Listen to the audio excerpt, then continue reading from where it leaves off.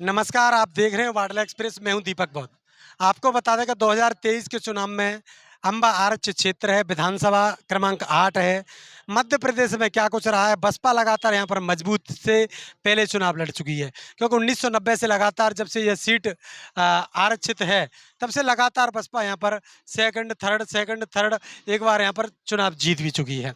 तो बसपा के लिए मजबूत क्षेत्र माना जाता है। क्या कुछ मुद्दा है, खासकर जो युवा साथी हैं और जो रोजगार का मामला है, क्या कुछ बन रहा है अपन जान लेते हैं आज। विधानसभा चुनाव में क्या शिवराज वापस करेंगे या फिर कमलनाथ पर लोग विचार करते हैं या फिर तीसरे की दरकार है, क्या मांग रहेगी। स्वागत है नेता जी, सबसे पहले जी। क्या कहेंगे 2023 के चुनाव में किन मुद्दों पर वोट करने वाले। देखो, बहुजन समाज पार्टी हमेशा संविधान के आधार पर चलती है।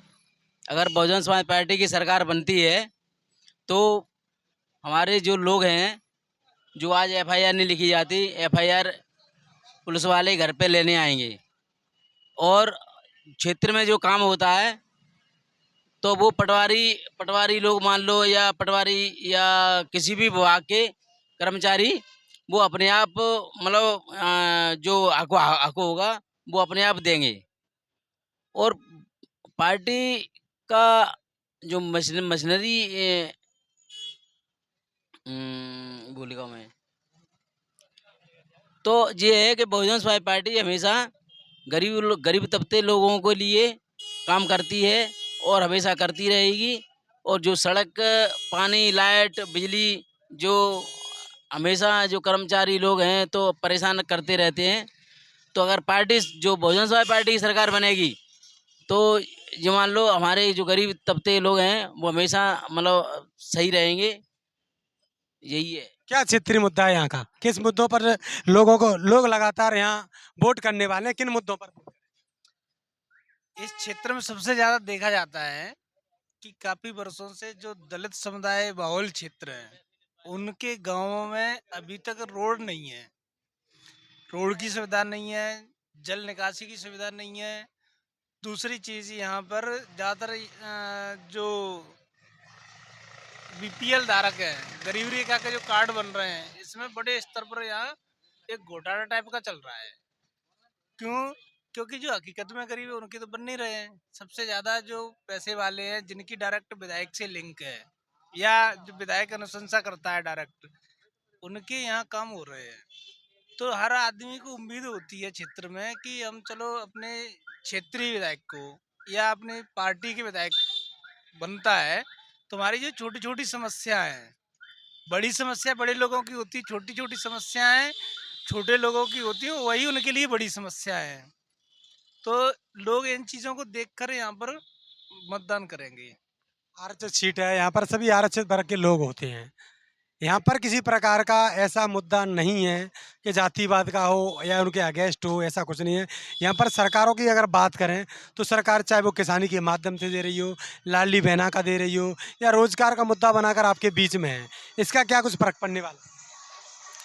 नहीं, इसका फर्क तो ये पड़ने वाला है कि जिन लोगों को जानकारी नहीं है, जानकारी का अभाव नहीं है, जैसे ग्रामीण क्षेत्र में कई महिलाएं अनपढ़ होती हैं, तो वो तो इन चीज़ों से, लाडली बहना योजना से थोड़ी सी इम्प्रेस है। लेकिन जो लोग जानकार हैं कि इन चीज़ों से क्या क्या हानियाँ हो रही हैं, क्या क्या नुकसान हो सकते हैं, हमारे सबसे बड़ा कारण तो यहाँ ये है कि जो निजीकरण है, निजीकरण के कारण जो लोग पढ़े लिखे सब लोग समझ रहे हैं कि निजीकरण के कारण, एक तो जैसे मान लो उदाहरण के तौर पे परिवहन विभाग में पूरा खत्म हो चुका, विद्युत विभाग भी खत्म हो चुका।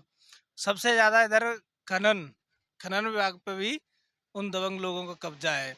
तो ये यहाँ का जो वर्ग है इन सारी चीजों को पहचान रहा है और समझ रहा है कि जब तक कांग्रेस बीजेपी आती रहेगी, खनन माफिया चलता रहेगा।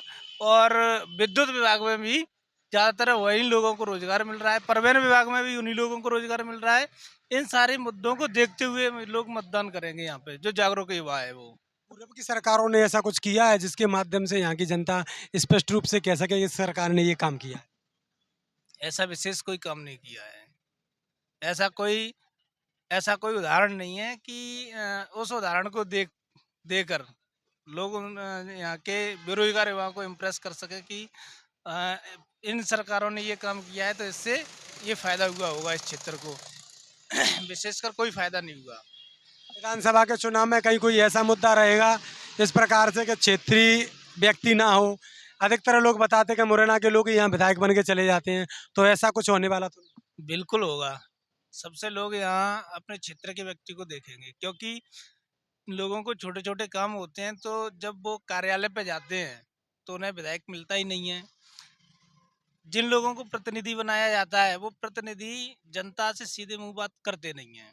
या तो किसी का फोन आएगा तो बात करेंगे, किसी दिव्यांग व्यक्ति का, नहीं तो सीधी तरीके से कोई काम होता ही नहीं है। जहाँ तक है तहाँ तक कि लेटर पैड तक नहीं मिलते लोगों को, किसी काम के अनुशंसा के लिए लेटर पैड तक नहीं मिलते हैं।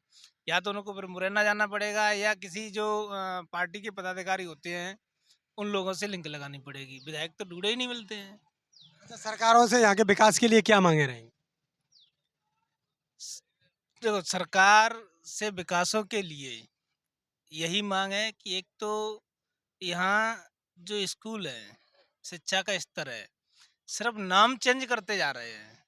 जैसे पहले स्कूलों को उत्कृष्ट किया, उत्कृष्ट से अब सीएम राज कर दिए, लेकिन व्यवस्था जैसी की तैसी है, उनमें कोई भी किसी भी प्रकार का बदलाव नहीं है, क्योंकि शिक्षा का स्तर बिल्कुल गिरा हुआ है। दूसरी चीज, यहाँ पर सबसे ज्यादा कमीशन खोरी, चाहे आप तहसील में चले जाओ, पटवारी पे साइन करवाने चले जाओ तो कमीशन चाहिए, पैसे चाहिए। कमीशन खोरी यहाँ पे चरम सीमा पे है। सरकार दोबारा से पलट आएगी या नहीं आएगी, या फिर बिल्कुल ही नहीं आएगी? क्या लगता है? नहीं होनी चाहिए? नहीं, सब लोगों के यहाँ देखा जाए तो एक ही मत है कि बदलाव होना चाहिए। सब लोगों का जो दिल में है, दिमाग में है, वो बदलाव चाह रहे हैं। सब लोग बदलाव चाह रहे हैं। चलिए, तो लगातार बने रहिए, देखते हैं क्या होता है 2023 के चुनाव में। शिवराज की सरकार या फिर कमलनाथ पर विचार, या तीसरे का दरकार रहेगा? तो बने रहिए हमारे साथ। वाडला एक्सप्रेस लगातार आपको दिखाता रहेगा। पल पल की न्यूज़ देखने के लिए हमारे साथ जुड़िए। यूट्यूब पर हैं तो सब्सक्राइब करिए, फेसबुक पर हैं तो फॉलो करिए, इंस्टा पर भी आपको उपलब्ध है, तो देखते रहिए वाडला एक्सप्रेस।